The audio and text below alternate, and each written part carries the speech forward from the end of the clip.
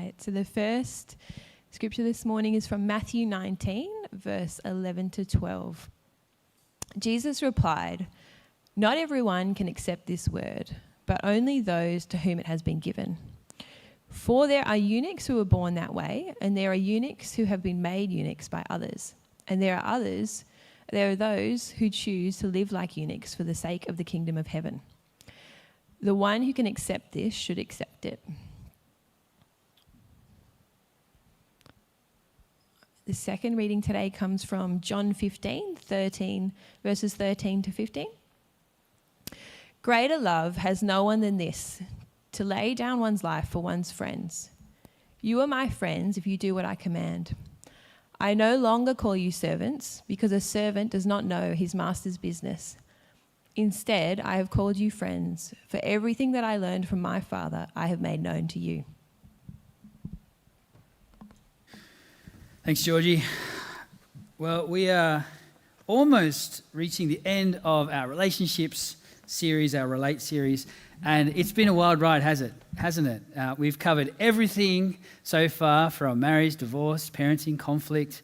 Next week we're talking about sex, and today we are covering friendship and singleness. And whilst I've had some experience in friendship, I realised that I've been married for almost 15 years now, and so my experience with singleness is extremely limited. Okay, so I am speaking from a theoretical and theological perspective on this, with the hope that we can empower people who are single in our community. It would have been great to get someone in our community who would share on singleness who was single, but we just couldn't do that. So the logistics were working against it, so I guess I'm the fallback person for that. So apologies in advance. Discussion with the person next to you, if you're able. In your opinion, what makes a good friendship? In your opinion, what makes a good friendship? You have 90 seconds. Go. And if are you chatting with your marriage partner, this could be interesting. As I was reflecting on today's talk and praying and meditating, one thing that stood out for me about friendship is you can't actually force friendships. I don't know if you've tried. If you forced a friendship, it's probably not a friendship. So you can't actually force yourself, or you can't force yourself to have good, deep friends, but you can create an environment where you actually work against cultivating friendships, right? So you can't force friendships, but you can work against actually creating deep friendships. This morning at about 5 o'clock in the morning, it was raining and dark, and I drove Jo to meet up with a bunch of her friends, some of her friends from her Connect group, to do the Bloody Long Walk. I'm not swearing, that's what the walk is called. It's called the Bloody Long Walk. It's a 35-kilometre walk from Redhead Beach all the way to Nobby's. And it's raising funds for a good cause. And so she was nervous, frustrated, and didn't want to be there this morning. You can imagine waking up at 5 o'clock in the morning and you can just hear the rain coming down on the roof and thinking, "Oh, honey, I'm glad it's you, not me." And then as we're driving, she's coordinating with all her friends about, what they're bringing, figuring out what they've eaten, their coffee rhythm, to coordinate toilet stops and all that kind of stuff, which you have to do on a 35K walk, right? And as I dropped her off to meet the rest of the girls, I could see the sense of anticipation and excitement. Though there was organisation and there was a cost to doing something like the Bloody Long Walk, you could see the girls had been planning and anticipating this for a while. And I just reflected as I was driving back in the car, just the deep friendships that she's built in that group. They've been meeting for a handful of years. They've done life together on through so many different seasons, including, some of the girls' families have split up and stuff, which has been devastating. But their friendship, as a result, has actually deepened and grown. And I just thought, that's a beautiful analogy as we're thinking about friendship this morning. And what does it look like to be friends with each other in not just a superficial way, not just turning up and smiling and, again, saying all the right prayers, singing the right words, doing the right chit-chat after church, but how do we actually grow in a relationship with each other that's genuine and authentic and not just either a tick box or something we do out of courtesy? Again, we've chatted about this heaps through the weeks, and many of you know that loneliness is a thing, right? Loneliness is actually a thing in our world today. Our churches aren't immune to it. There is heaps of research out there to suggest that we are more lonelier than ever. There's a correlation, correlations have drawn between, high use of social media and feeling of loneliness. Also, there's been correlation research around that when we have deeper friendships and networks around us, we are more likely to thrive as a human being. And so we are wired to actually have deeper, more authentic relationships. But again, it's easier said than done, isn't there? Because, when you live with someone and you get to see what they're like, sometimes you're like, I don't know how anyone could be friends with that person. And the chances are that person is probably thinking the same thing about you. And as we've talked about over the last few weeks with marriage and conflict and different things like that, we are the product of a broken, fallen world, but we're also beautifully created for relationships. And so we're going to dive in to think about friendships for 20 minutes, and then we're going to talk about singleness after that. So 20 minutes on friendships, 20 minutes on singleness. And again, as Nick was saying in the video, we're going to expand on those in our teaching podcast. So check them out. There's heaps more content and background and depth in those. But I'm going to pray, and then we are going to jump into our first teaching text. Let's pray. Heavenly Father, we thank you so much that you are good, you have a plan, and you want to be friends with us. That's profound. We thank you for your Bible and your scriptures. We stand here realizing that we are sitting on the shoulders of giants, or standing on the shoulders of giants, that these texts are not just the latest tweet or the latest thinking, but these are ancient words curated over thousands of years. And we know that communities have gathered around these words to try and find you, to try and find instruction, hope, and meaning. And that is our prayer this morning. And everybody said, Amen. So the first text is in Matthew 19. No, it's not. The first text is in John 15. And this is, again, a famous part of Jesus' teaching. It is part of Jesus' farewell discourse. What does that mean? Well, basically, the night before Jesus was handed into the authorities and crucified, he had a whole heap of teaching that he was telling his friends, his disciples. And so this part of teaching in John's biography of Jesus is where he is starting to lay out the last things before he goes. And so, again, if you picture yourself, you've got one more day before you live, and you're with your closest friends.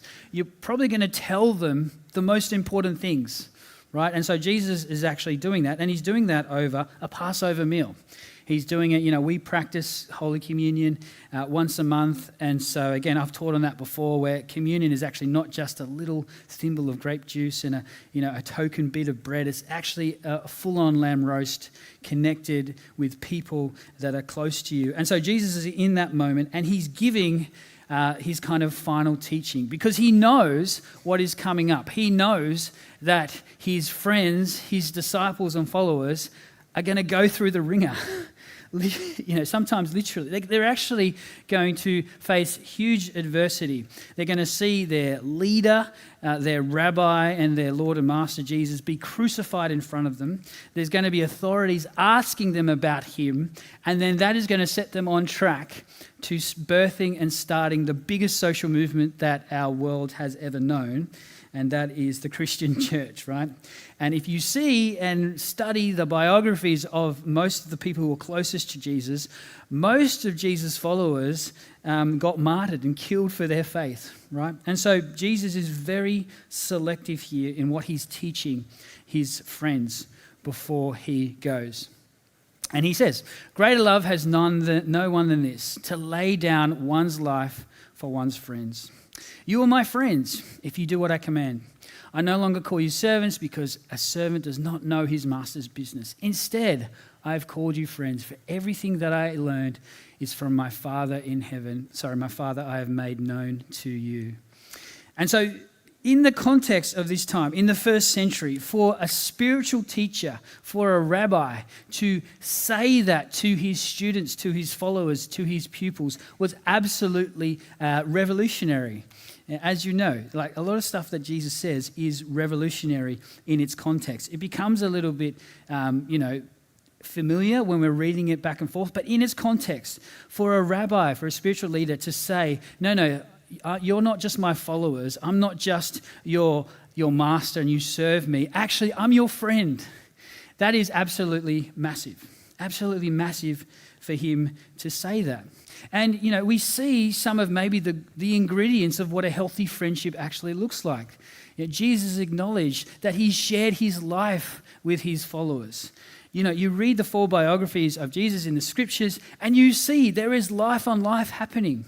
He's not just kind of texting them or, connecting them through DMs or even just having a, once in a few week catch up to see how his disciples are going. They are following him on the road, right? They are going through thick and thin together. The last 3 years, they have been going from town to town to town, right, through Galilee and so on. And Jesus has been connecting with them. Not only that, we see there's times of challenge and conflict, and Jesus allows them to go and try things, and they have to work through some of the complexities of that. And so it's no surprise, in actual fact, that Jesus is saying to his disciples, you are far more than my servants. You are my friends because I've shared my life with you. Now, what's even more amazing is that Jesus is connected to God the Father, who is God, right? So he's not only making a statement about being a rabbi who befriends his followers or a teacher, he is giving us an insight and a picture to the living God, the same God who is with us today. That living God, the transcendent creator who made all things, the thing that started before everything else, the thing that created all things is a being, God the creator, is also a friend, is someone who is close, is someone who desires to be part of our lives. And so this, again, is a profound statement that Jesus is proclaiming about God to his disciples and to us.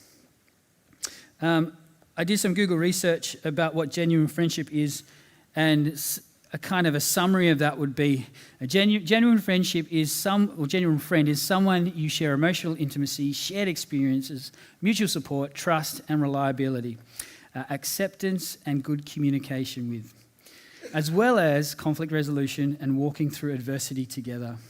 I think that's a really good summary of what makes a good friend. Because again, most of our connections and acquaintances, maybe people we would call friends, we would not do many of those things there, right? Often when we connect with people, it's probably far more superficial and keeping up appearances than actually journeying and going deep with.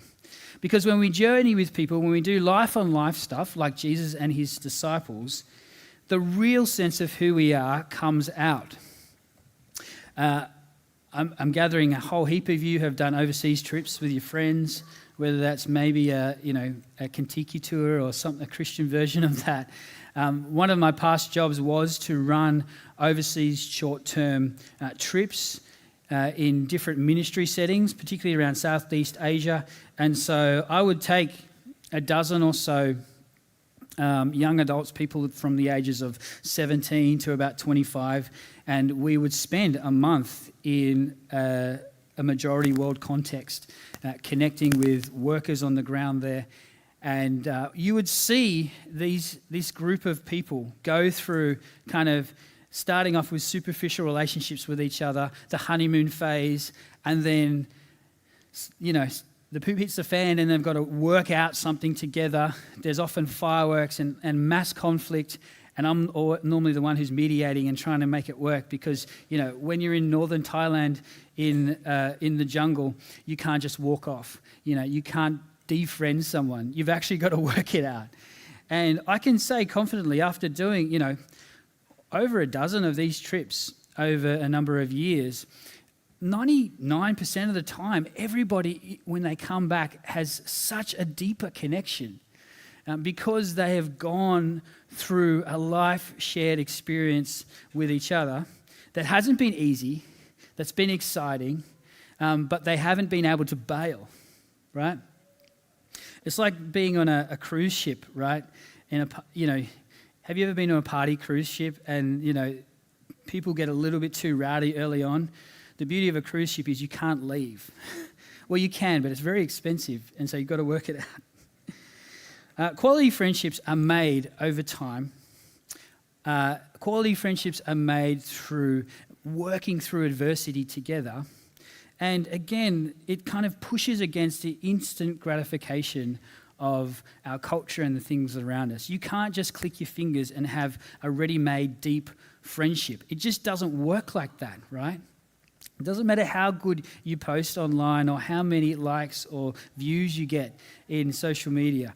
You just can't develop those. And so as we walk through now in this first bit, I'm just going to highlight a few kind of aspects to friendship, which connects to our faith, as well as just general principles of friendship as well. So the first thing I just want to highlight is friendships aren't made overnight, right, which I kind of alluded to.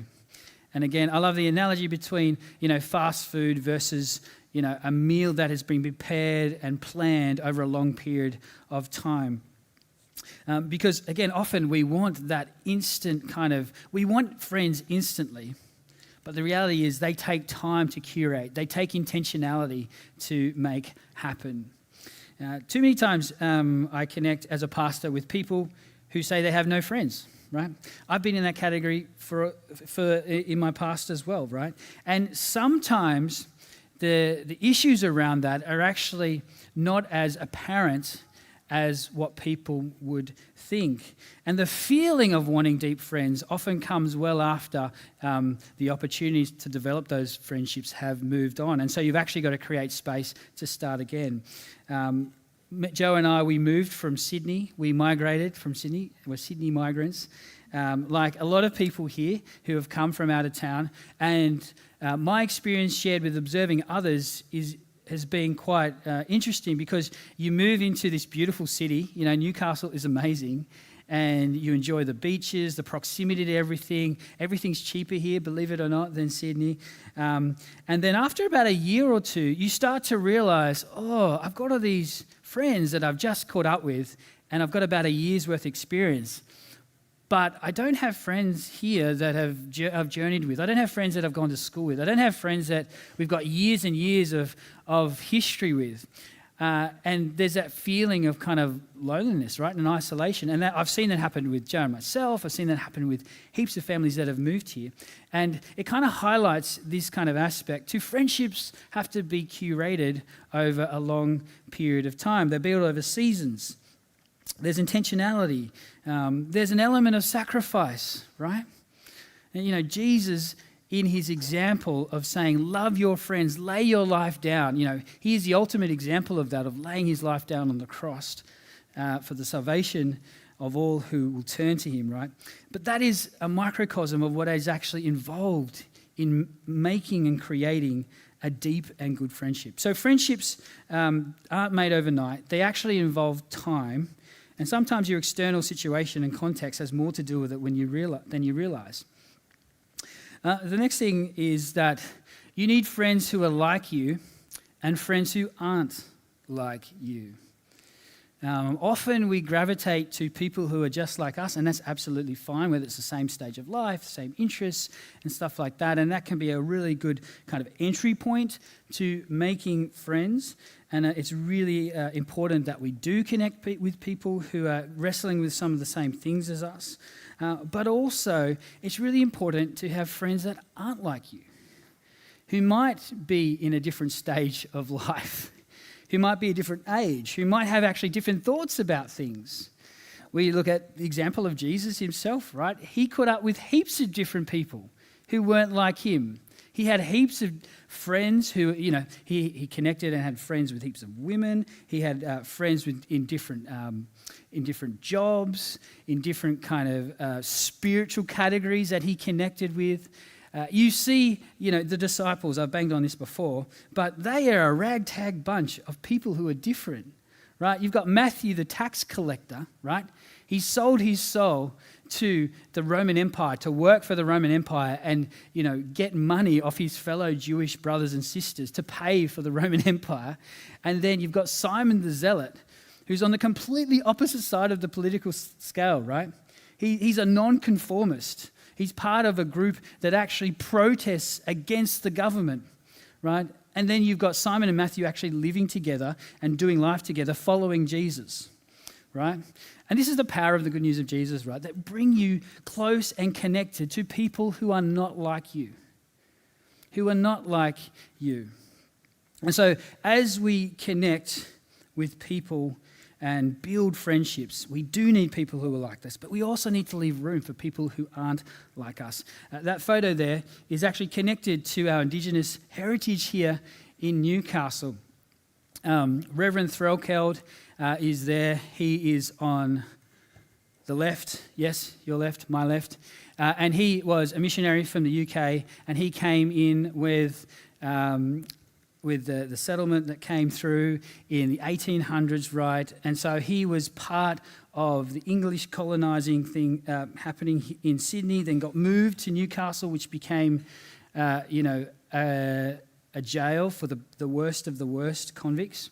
And rather than joining the status quo, he actually befriended an Indigenous leader, Birrabban, or John McGill, and they became really great friends. This is all documented in the University of Newcastle and the Awabakal people. And this is you see the journey of these two men who are very different, coming from completely different backgrounds, actually cultivating this friendship. And it wasn't just because they felt lonely and needed friends. It was actually for the good of what God was doing amongst them. Threlkeld actually became an advocate for many Indigenous peoples here in Newcastle. He bought a large plot of land in Awaba, and many of Birrabban's tribesmen started to live there because they were being forced out from other places. It's where we get the Awabakal name, right? Birrabban taught Threlkeld the local language, and so Threlkeld was actually able to notate the Indigenous language, the local one here, for the first time. And so it actually served the Indigenous people in this crazy scenario, which again was put upon them, not of their choice. But here we see different people coming together for the common good, right? And so it's really important, as an analogy, that we find friends who are different to us, not just the same as us. The next, aspect is prioritize making quality friends over having many, but there's always room for one more. This is connected to temperament normally. If you're extroverted and a socialite like myself, making heaps of connections is really easy, right? But don't confuse those connections as deep friendships. Often, people like myself, they'll spread themselves so thin, but actually have no deep relationships. And so, like the first points, we need to actually go deeper with a few people to build quality relationships. But that does not mean that we are closed for business in our friendship groups. In fact, part of being Christians and followers of Jesus is we've always got room for one more person. We always have room to connect with people we might see who are on the fringe. We might see who aren't like us. And again, we see that modeled in Jesus in abundance. Right? So as we develop and grow deeper friendships, we need to have an open door for more people. Too many times in Christian circles and other circles, it's really hard to penetrate relationships and friendships. That's a thing, right? People come to church environments and they feel more lonelier than they were before because everyone's got their own personal relationships going on. And so whilst we need to develop deep relationships, we also need to see people who aren't in that space and welcome and include them in. Secondly, the perfect friend doesn't exist. It's a unicorn. Does anyone believe in unicorns here? Well, unicorns are mythical creatures, but newsflash, they don't exist as far as we know. Well, science hasn't proved it yet anyway. Often the friends that you need to make are the people around you. And they may not be the perfect people. Your neighbours, the people you connect with at school, at soccer, parents, colleagues. And the reality is people are broken, are complex, and so are you. And so too often when we don't have friends, we have this idealized version in our heads what friendship should look like. I wish I had a friend that just got me completely and did 1, 2, 3, 4 with me. And the reality is that person is a unicorn and doesn't exist. We actually need to connect with the people around us. We see this in Jesus and his disciples as well, right? Yes, Jesus was selective to a point, but he was working with the people who were with him. And they were flawed, broken human beings, as we know. So your friends should be a ragtag group of people who are around you. And they may not fit the stereotype of what you think friendship should be. Your age and stage affects your capacity for friendships as well. This is really important. And so whilst we need to cultivate friendships in different age groups and who are different stages of life, we need to do that. You've got to realize that when you were 21 and had total autonomy, it's very different to now if you've got 3 kids and are married and have a mortgage, right? Your social capacity has changed. Doesn't mean that we shouldn't have friendship groups in those spaces. But too many times, again, I chat to people in their mid-30s and they talk to me about, I wish it was just like when I was in my 20s. We used to hang out and have the best times. We'd stay up until 1 o'clock in the morning talking about this, that, and the other, and I'm like, well, that's because you didn't have a job and your body is slowing down. You're middle aged now. The idea of chatting with your friends at 1 o'clock in the morning, man, that sounds like death to me, right? There are things, there are like biological and natural things in life that stop you from being autonomous and making friends as you would in your younger years. That's really important. An old mentor gave me a really nice analogy in this space. He said, look, Nick, when you are 17 to 25 and, you have no relationship, responsibilities, you don't have a mortgage, you don't have a career, it's like you're riding on a jet ski, right? And you might date someone and you're both riding jet skis and you're like, oh, there's an island over there, let's go over there. Then you might get married and get a mortgage and then you go to like a big speedboat. Or like, one of those big cruiser boats or whatever, and then you're driving and then you've actually got to decide together where you want to go, and sometimes you actually don't agree. Then you might have kids and that turns into a houseboat. And then all of a sudden, you're like putt-putting along just to stay afloat, right? Meanwhile, the jet skis are going past you, and having, going everywhere. I like that analogy because we need to be aware of our age and stage of life. Now, that doesn't mean all the houseboats just hang out with each other and don't talk to the people on the jet skis, but it just means we have to be realistic about those things. The last point is friendships of faith are different. They are different to secular friendships. The main reason being is the goodness of the gospel, the presence of God is with friends who follow Jesus, right? We have the tools to have, we should have the deepest and most authentic relationships as followers of Jesus. You think of the gospel, right? The gospel is that we are broken and need divine intervention more than we realize. But in God's grace and intervention through Jesus, he offers us salvation, forgiveness, and wholeness, and asks us to live in community. He instructs us, Jesus instructs his friends to break bread with each other, to practice communion, to lay down their lives for each other. We have the tools to be vulnerable with each other, to not be judged, and to find spiritual healing and oneness through Jesus together. Now, I realize a lot of our Christian relationships are more superficial than that, aren't they? We know what the right words to say are. We know the right Bible verses to spit out. And we never get to a place of depth and intimacy with each other. But the gospel, the good news of Jesus, actually gives us the tools to do that. We are allowed to be who we are. We are allowed to be vulnerable and broken people because we know that the creator of the universe, God, our friend, knows us intimately and loves us. I've shared this quote a number of times in previous talks, but it's probably one of Tim Keller's best quotes. And he says this: "To be loved but not known is comforting but superficial. To be known and not loved is our greatest fear. But to be fully known and truly loved is, well, a lot like being loved by God.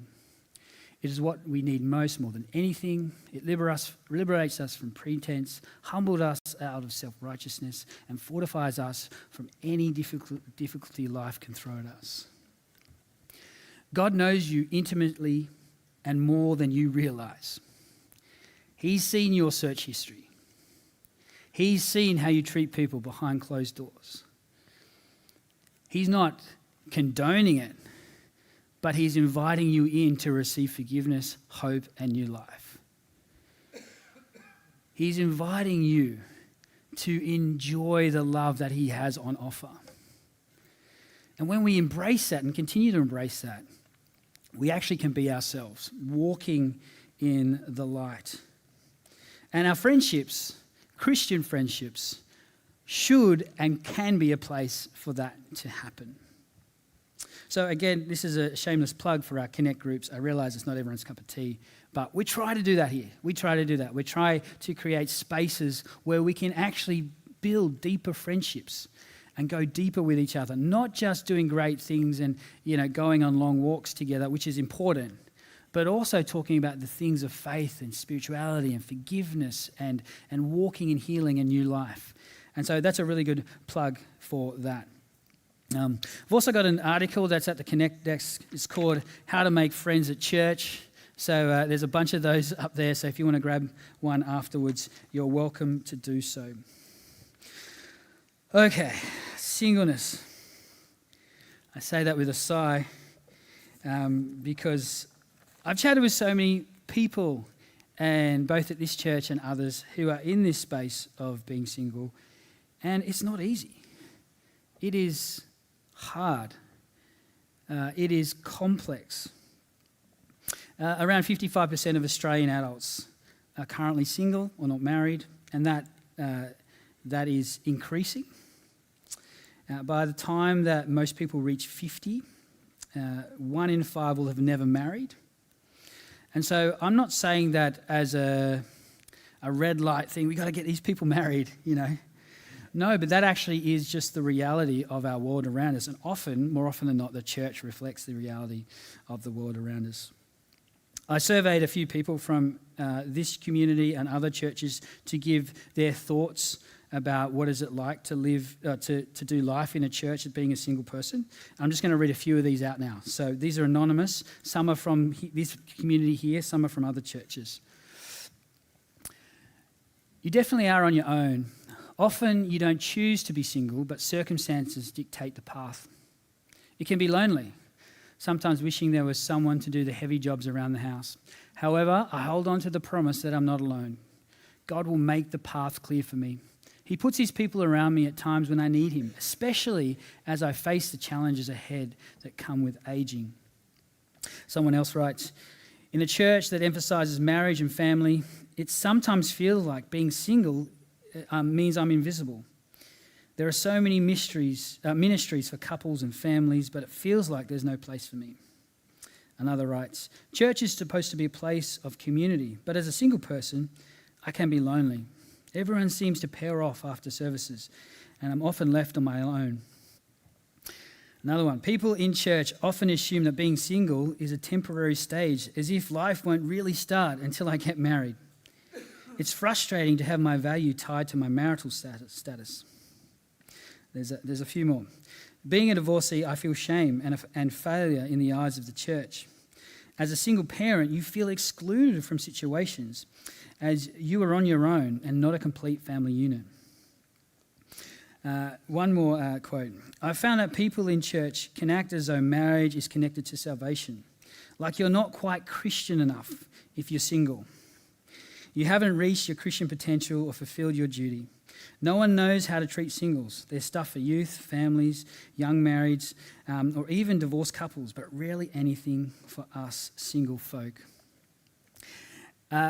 For us who aren't in that category, that might be pretty sobering to hear. For those who are in that space, you're probably going, yep, that's what it feels like.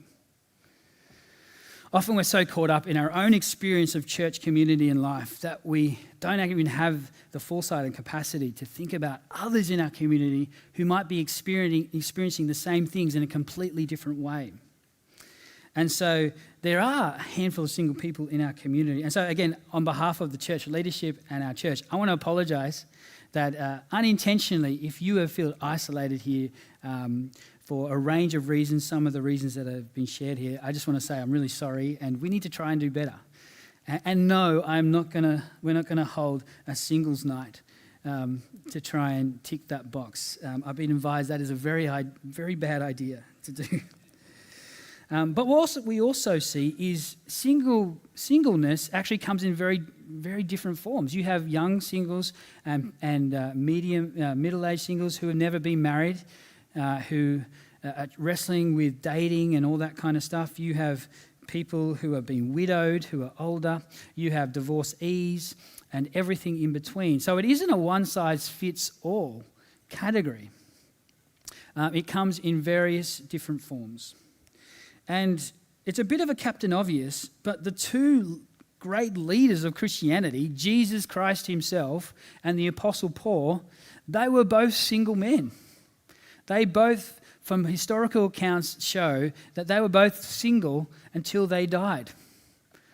And they pioneered the faith and led the movement. If you look through church history as well, single men and women, leaders, did great things for God's church and his kingdom. We have a rich history of people who weren't married who did great things.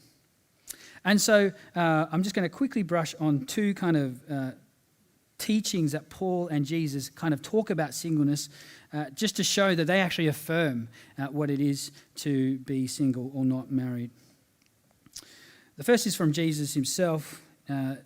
This is a teaching conversation that happens when some Pharisees come up to Jesus. We covered this in our marriage and divorce teaching a few weeks ago, and they question him about divorce. And so again, the Pharisees are talking about a cultural situation where anytime divorce was happening, you could divorce your spouse even if you thought they just looked a bit older than the day before. If they prepared a meal that wasn't suitable to your liking, you could divorce them. Don't get any ideas. And then after Jesus says, oh, hang on, that's a whole lot of codswallop, right?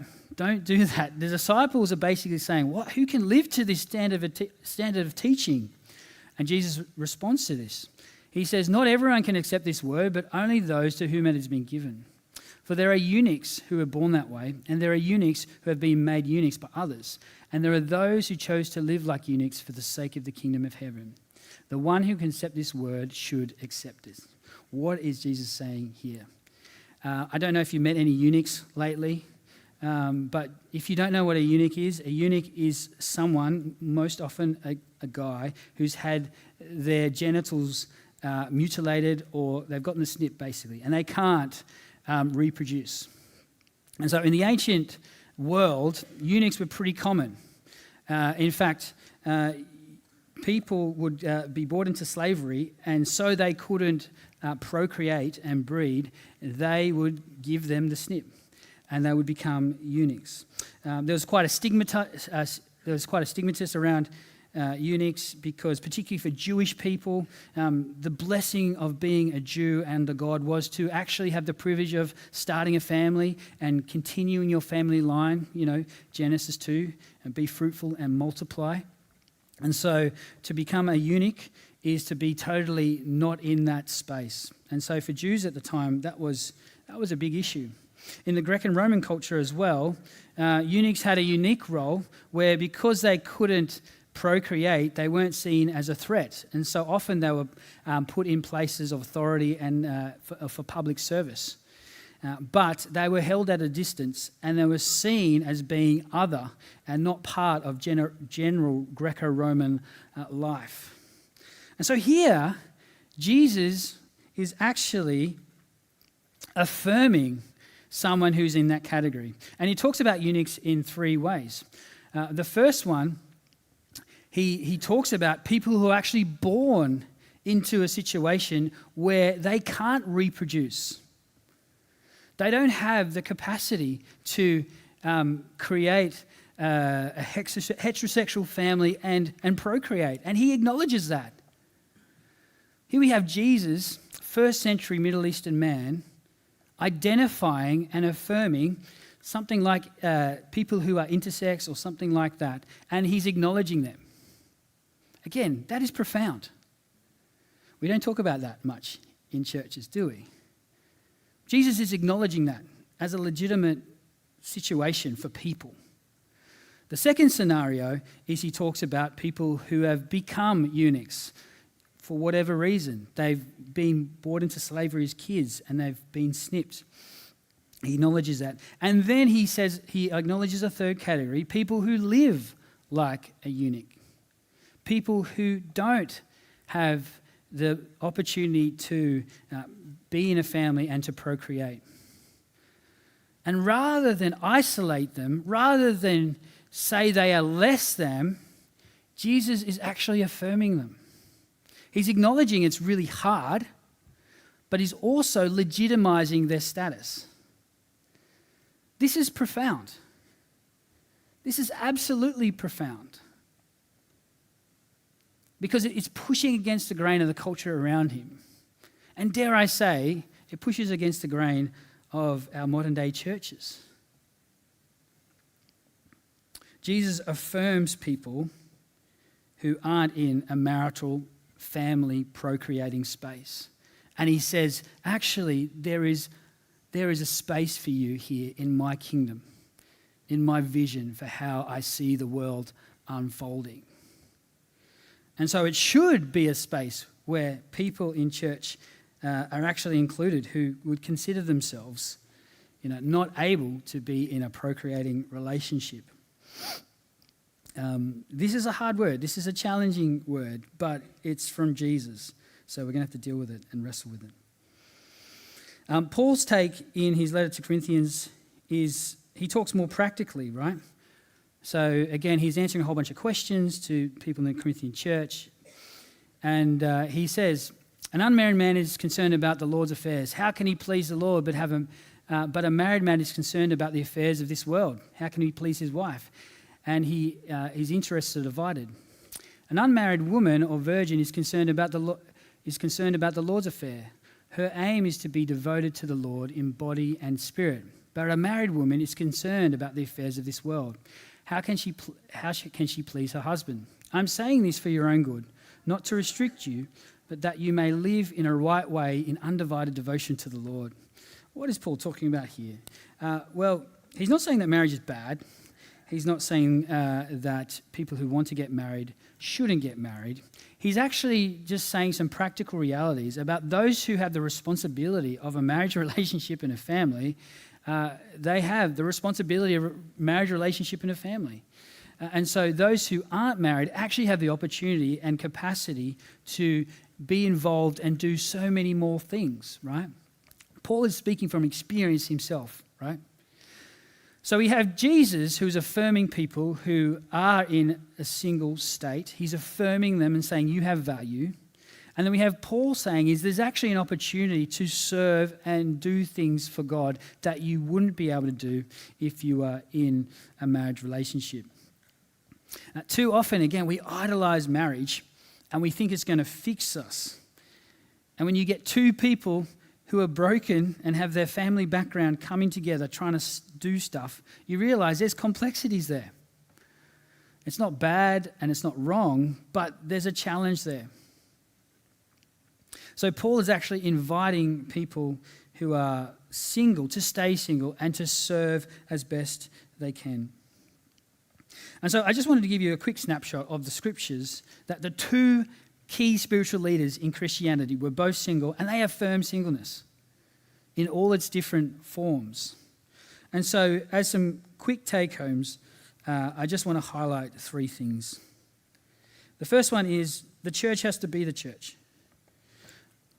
If we have a high view on friendship, like we were talking about, not just people who are like us, people who are different to us, not just our family members, but people who walk in these doors who we are the church, we should have an eye out for people who are single, whether they're a single parent with kids, whether they're in their early 20s, whether they're in middle age and just not married.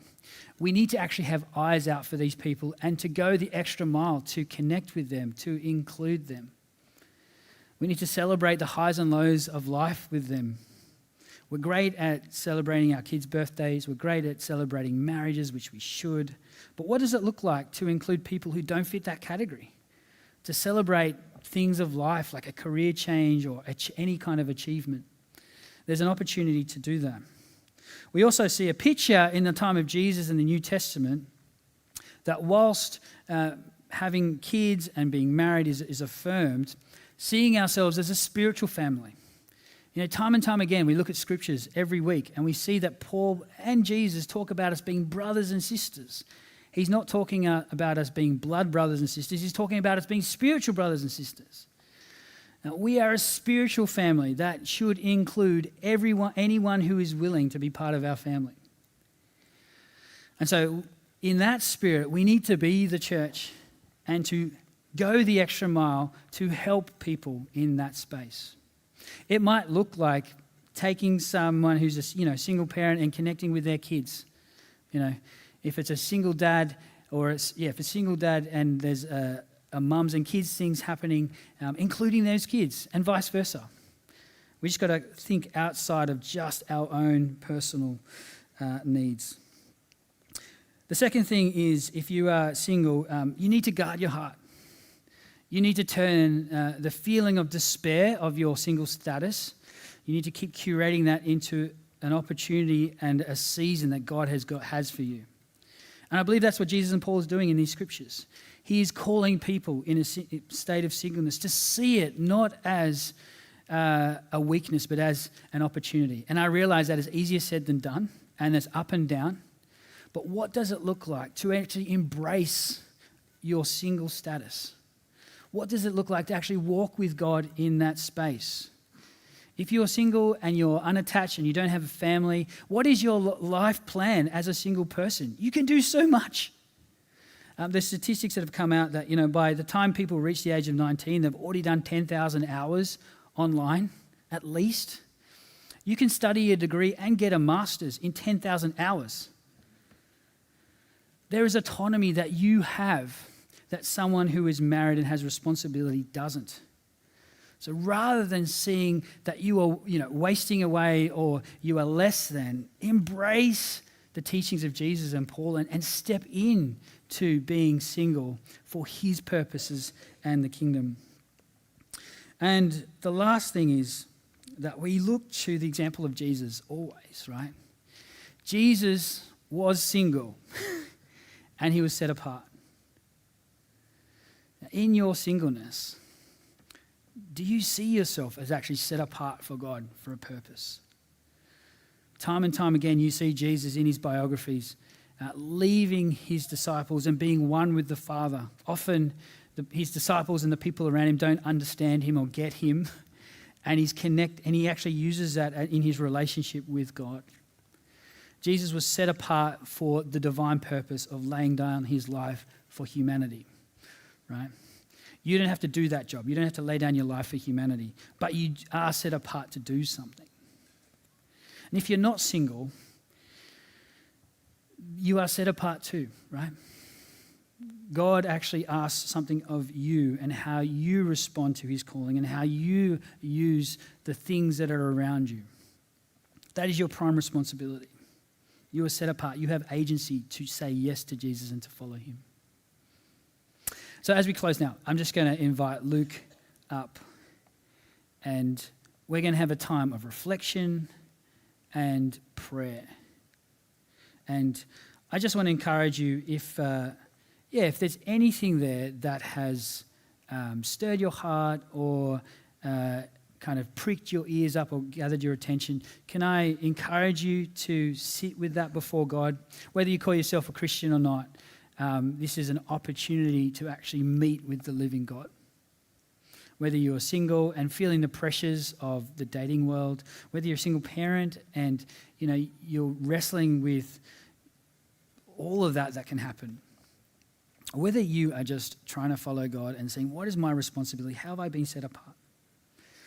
Maybe you feel like you're lonely and you need more friends. Can I ask you to turn to your friend in Jesus first? So I'm going to invite us to stand now, and this is going to be a time of reflection and prayer and focusing on God. Again, I don't want to pretend that I know your background and situation, but God does. And we believe in prayer here. We believe that God listens to our prayers. He may not answer it in the time or the way that you want, but he is a relational friend reaching out to connect with you. So just spend this time now to do that.